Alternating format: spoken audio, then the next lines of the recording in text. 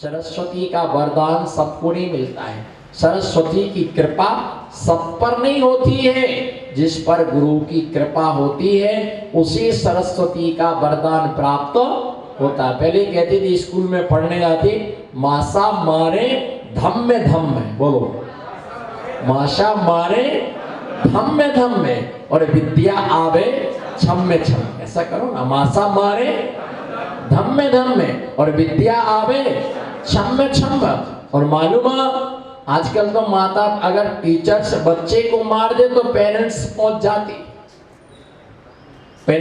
जाते हैं। मालूम केवल ज्ञान किसे होता है? केवल ज्ञान मुनियों के लिए होता है, बिना पीछी के ज्ञान नहीं होता है। बिना पीछी के मना पर्याय ज्ञान और बिना पीछी के केवल ज्ञान नहीं होता है। पीछी के बिना मति ज्ञान, शुद्ध ज्ञान, अवधि ज्ञान हो सकता है। बोलो पीछी के बिना, पीछी कमंडल के बिना, बोलो पीछी कमंडल के बिना मति ज्ञान, शुद्ध ज्ञान, अवधि ज्ञान हो सकता है, लेकिन मना पर्याय और केवल ज्ञान पीछी कमंडल के बिना नहीं हो सकता है। 28 मूल गुणों के बिना अवधि, मना पर्याय ज्ञान, केवल ज्ञान नहीं हो सकता है। श्रुत ज्ञान में भी 11 अन्य और 14 पूर्व का ज्ञान भी बिना पीछी कमंडल के नहीं हो सकता है। अवधि ज्ञान में भी परमावधि और सर्वावधि ज्ञान नियम से दिगंबर मुनिराज को ही होता है। देशावधि चारों गति में हो सकता है, लेकिन परमावधि सर्वावधि जो ज्ञान है वह ज्ञान नियम से दिगंबर महामुनिराज को ही होता है। तद्वा मोक्षगामी को होता है। देशा परमावधि सर्वावधि अवधि ज्ञान को प्राप्त करने वाला जीव उसी भाव में असंयम को प्राप्त नहीं होता है, मिथ्यात्व में नहीं आता है, नियम से परम केवल ज्ञान को प्राप्त होता है। बिना पीछी के मना पर्याय और केवल ज्ञान नहीं होता है। बचपन की एक बात याद आई, बोलो बचपन की एक, अब आपने किया वो काम की नहीं किया, पर मैंने जरूर किया। जन श्रुति में ऐसी मान्यता है कि बच्चे लोग महाराज के पास जाते हैं, महाराज के पास जाते तो बोलते महाराज एक पीछी का पंख दे दो। क्या करते? हाँ, अब ज्ञान पड़ा आपको। ट्यूबलाइट धीरे धीरे जल रही पर जलेगी, महाराज एक पंख दे दो। तो महाराज बोलते क्या करना, क्या करोगे पंख? महाराज मैं अपनी पढ़ने की किताब में रख दूंगा तो विद्या।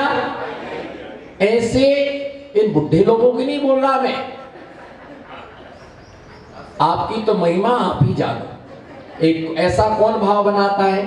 जो छोटे बच्चे रहते हैं 8 साल के, 9 साल के, 10 साल के, मम्मी महाराज जी के पास लेके चलो, महाराज जी से पंख लेके आऊंगा, महाराज से मांगूंगा और वो किताब में रख दूंगा तो मुझे बहुत सारी विद्या आ जाएगी, हम बिना पढ़े ही पास हो जाएंगे। तो मैंने भी 2-4 महाराजों से ऐसे ही क्या कि महाराज एक पंख दे दो, रख लेंगे, विद्या आ जाएगी। पर वो समझ में नहीं पड़ता है कि विद्या आती कैसे। जब मैंने पीछी कमंडल नाम की पुस्तक लिखी, पीछी कमंडल नाम का मैंने ग्रंथ लिखा, जब वो लिखते लिखते ऐसी चिंतन धारा बनी कि अब मना पर्याय ज्ञान और केवल ज्ञान बिना पीछी के नहीं मिलता है, बिना पंखों के नहीं मिलता है, संयम धारण करना पड़ेगा।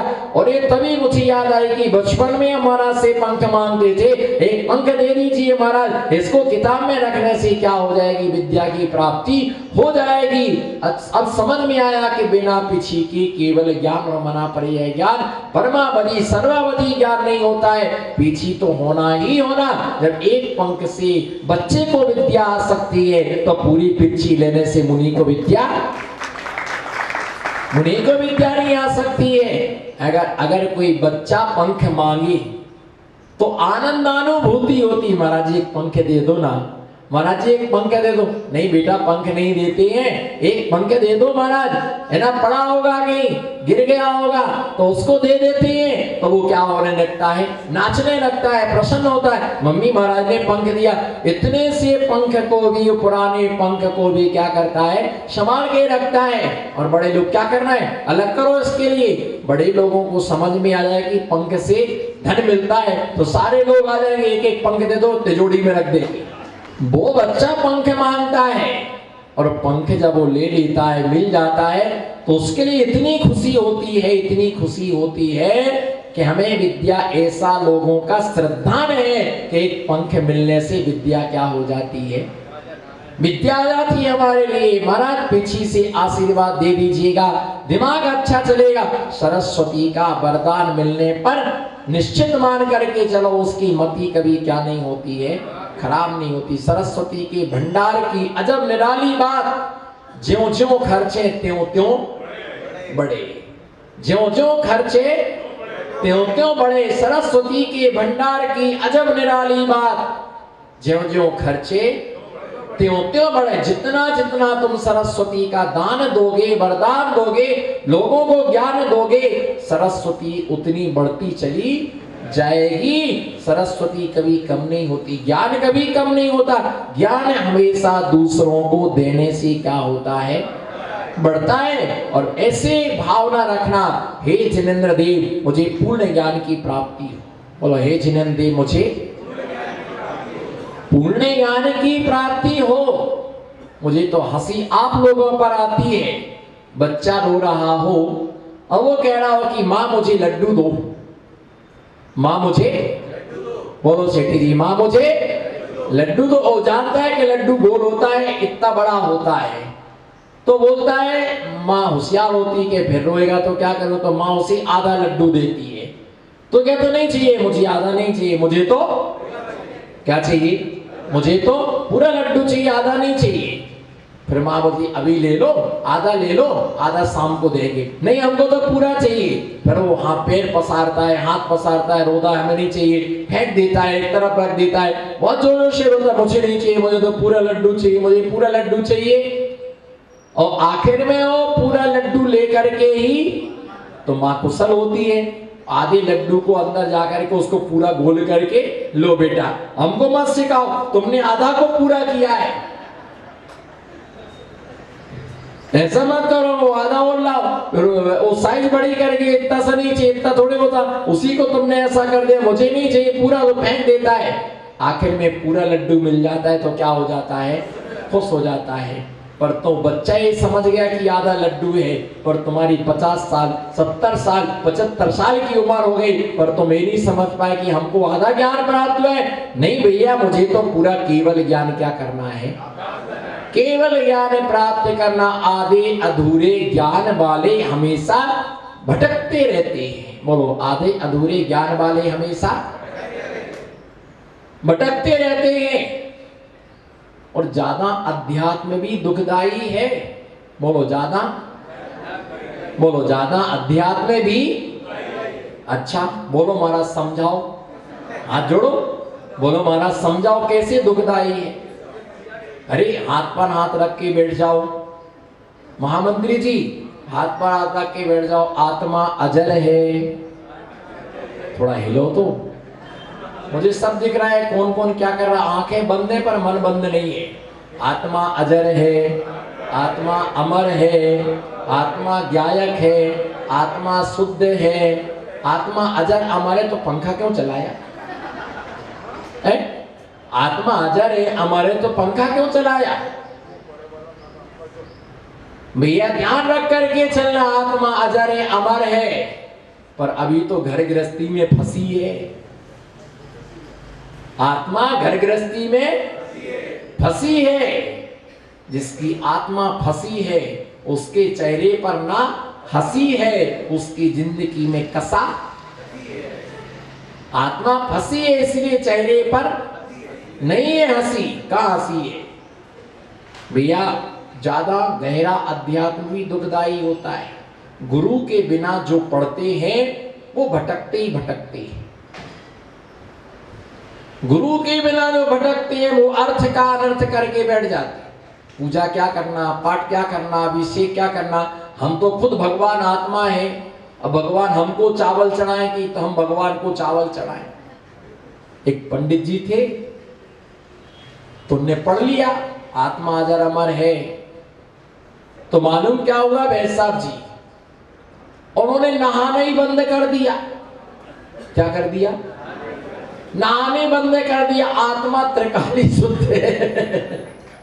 बोलो ना, आत्मा वो बोल ही नहीं रहा जिसकी आत्मा त्रिकाली शुद्ध है। बोलो आत्मा क्या नहाना, बोलो क्या क्या नहाना, क्या धोना, आत्मा आत्मा त्रिकाली शुद्ध है। तो जो अशुद्धि है वो किस में है? शरीर में है। तो गुरु जी के 3-4 चेले थे, तो चेले से कहा कि जाओ भिक्षा लेके आओ। तो बढ़िया वो भिक्षा लेकर के आए। तो शिष्यों ने कहा कि गुरुजी नहा लो, स्नान कर लो, स्नान करने के बाद फिर भोजन करना। अरे बोले क्या नहाना है? हमारे आत्मा के अंदर ज्ञान गंगा कुंड भरा हुआ है, हम तो उसमें रोज नहाते रहते, डुबकी लेते रहते। इसमें बोलो ना, सब बोलो। अंत का निष्कर्ष नमो सिद्धारम। हमारी आत्मा के अंदर ज्ञान का कुंड भरा हुआ है, जैसे सोनागर में बजनू कुंड, राजगिरी में ठंडा कुंड, गरम कुंड। आत्मा के अंदर ज्ञान का कुंड भरा हुआ है, हम तो उसमें क्या डुबकी लगा लगा के दिन भर नहाते ही रहते हैं। आत्मा त्रिकाली शुद्ध है, क्या नहाना, ये शरीर तो पुद्गल की पर्याय है। ठीक है भाई, उनने भोजन कर लिया बिना नहाए। अब चेला तो अच्छा, चेला तो चेला होता है, उसकी बुद्धि कभी खराब नहीं होती। सरस्वती का वरदान सबको नहीं मिलता है, सरस्वती की कृपा सब पर नहीं होती है। जिस पर गुरु की कृपा होती है उसी सरस्वती का वरदान प्राप्त होता है। पहले कहते थे स्कूल में पढ़ने जाते, मासा मारे धम्म धम्म, बोलो माशा मारे धम्म धम्म और विद्या आवे छम्म छम। ऐसा करो ना, मासा मारे धम्म धम्म और विद्या आवे छम्म छम। और मालूम आजकल तो माता अगर टीचर्स बच्चे को मार दे तो पेरेंट्स पहुंच जाते, पेरेंट्स पहुंच जाते हैं। मालूम केवल ज्ञान किसे होता है? केवल ज्ञान मुनियों के लिए होता है, बिना पीछी के ज्ञान नहीं होता है। बिना पीछी के मना पर्याय ज्ञान और बिना पीछी के केवल ज्ञान नहीं होता है। पीछी के बिना मति ज्ञान, शुद्ध ज्ञान, अवधि ज्ञान हो सकता है। बोलो पीछी के बिना, पीछी कमंडल के बिना, बोलो पीछी कमंडल के बिना मति ज्ञान, शुद्ध ज्ञान, अवधि ज्ञान हो सकता है, लेकिन मना पर्याय और केवल ज्ञान पीछी कमंडल के बिना नहीं हो सकता है। 28 मूल गुणों के बिना अवधि, मना पर्याय ज्ञान, केवल ज्ञान नहीं हो सकता है। शुद्ध ज्ञान में भी 11 अन्य और 14 पूर्व का ज्ञान भी बिना पीछी कमंडल के नहीं हो सकता है। अवधि ज्ञान में भी परमावधि और सर्वावधि ज्ञान नियम से दिगंबर मुनिराज को ही होता है। देशावधि चारों गति में हो सकता है, लेकिन परमावधि सर्वावधि जो ज्ञान है वह ज्ञान नियम से दिगंबर महामुनिराज को ही होता है, तद्वा मोक्षगामी को होता है। देशा परमावधि सर्वावधि अवधि ज्ञान को प्राप्त करने वाला जीव उसी भाव में असंयम को प्राप्त नहीं होता है, मिथ्यात्व में नहीं आता है, नियम से परम केवल ज्ञान को प्राप्त होता है। बिना पीछी के मना पर्याय और केवल ज्ञान नहीं होता है। बचपन की एक बात याद आई, बोलो बचपन की एक, अब आपने किया वो काम की नहीं किया, पर मैंने जरूर किया। जन श्रुति में ऐसी मान्यता है कि बच्चे लोग महाराज के पास जाते हैं, महाराज के पास जाते तो बोलते महाराज एक पीछी का पंख दे दो। क्या करते हैं? हाँ अब ज्ञान पड़ा आपको। ट्यूबलाइट धीरे धीरे जल रही पर जलेगी। महाराज एक पंख दे दो। तो महाराज बोलते क्या करना, क्या करोगे पंख? महाराज मैं अपनी पढ़ने की किताब में रख दूंगा तो विद्या। ऐसे इन बुढ़े लोगों की नहीं बोल रहा मैं, आपकी तो महिमा आप ही जानो। एक ऐसा कौन भाव बनाता है? जो छोटे बच्चे रहते हैं 8 साल के, 9 साल के, 10 साल के, मम्मी महाराज जी के पास लेके चलो, महाराज जी से पंख लेके आऊंगा, महाराज से मांगूंगा और वो किताब में रख दूंगा तो मुझे बहुत सारी विद्या आ जाएगी, हम बिना पढ़े ही पास हो जाएंगे। तो मैंने भी 2-4 महाराजों से ऐसे ही किया कि महाराज एक पंख दे दो, रख लेंगे, विद्या आ जाएगी। पर वो समझ में नहीं पड़ता है कि विद्या आती कैसे। जब मैंने पीछी कमंडल नाम की पुस्तक लिखी, पीछी कमंडल नाम का मैंने ग्रंथ लिखा, जब वो लिखते लिखते ऐसी चिंतन धारा बनी कि अब मना पर्याय ज्ञान और केवल ज्ञान बिना पीछी के नहीं मिलता है, बिना पंखों के नहीं मिलता है, संयम धारण करना पड़ेगा। और ये तभी मुझे याद आई कि बचपन में महाराज से पंख मांगते थे, एक पंख दे दीजिए महाराज, इसको किताब में रखने से क्या हो जाएगी, विद्या की प्राप्ति हो जाएगी। अब समझ में आया कि बिना पीछी के केवल ज्ञान और मना पर्याय ज्ञान परमावधि सर्वावधि ज्ञान नहीं होता है, पीछी तो होना ही होना। जब एक पंख से बच्चे को विद्या आ सकती है तो पूरी पिच्छी लेने से मुनि को विद्या नहीं आ सकती है। अगर कोई बच्चा पंख मांगे तो आनंदानुभूति होती, महाराज जी एक पंख दे दो ना, महाराज जी एक पंख दे दो। नहीं बेटा पंख नहीं देते हैं, एक पंख दे दो महाराज, है ना, पड़ा होगा कहीं गिर गया होगा तो उसको दे देते हैं तो वो क्या होने लगता है, नाचने लगता है, प्रसन्न होता है। मम्मी महाराज ने पंख दिया, इतने से पंख को भी, पुराने पंख को भी क्या करता है, संभाल के रखता है। और बड़े लोग क्या करना है, अलग करो इसके लिए। बड़े लोगों को समझ में आ जाए कि पंख से धन मिलता है तो सारे लोग आ जाएंगे, एक एक पंख दे दो, तिजोरी में रख देंगे। गुरु के बिना जो भटकते हैं वो अर्थ का अनर्थ करके बैठ जाते हैं। पूजा क्या करना, पाठ क्या करना, अभिषेक क्या करना, हम तो खुद भगवान आत्मा है, अब भगवान हमको चावल चढ़ाए कि तो हम भगवान को चावल चढ़ाएं। एक पंडित जी थे, तो उन्होंने पढ़ लिया आत्मा अजर अमर है, तो मालूम क्या हुआ वैद्य साहब जी, उन्होंने नहाना ही बंद कर दिया। क्या कर दिया? नहाने बंद कर दिया। आत्मा त्रिकाली शुद्ध है। बोलो ना आत्मा, वो बोल ही नहीं रहा जिसकी आत्मा त्रिकाली शुद्ध है, बोलो आत्मा क्या नहाना, बोलो क्या नहाना, क्या धोना, आत्मा त्रिकाली शुद्ध है। तो जो अशुद्धि है वो किस में है, शरीर में है। तो गुरु जी के 3-4 चेले थे, तो चेले से कहा कि जाओ भिक्षा लेके आओ, तो बढ़िया वो भिक्षा लेकर के आए। तो शिष्यों ने कहा कि गुरुजी नहा लो, स्नान कर लो, स्नान करने के बाद फिर भोजन करना। अरे बोले क्या नहाना है, हमारे आत्मा के अंदर ज्ञान गंगा कुंड भरा हुआ है, हम तो उसमें रोज नहाते रहते, डुबकी लेते रहते। इसमें बोलो ना, सब बोलो। अंत का निष्कर्ष नमो सिद्धारम, हमारी आत्मा के अंदर ज्ञान का कुंड भरा हुआ है, जैसे सोनागर में बजनू कुंड।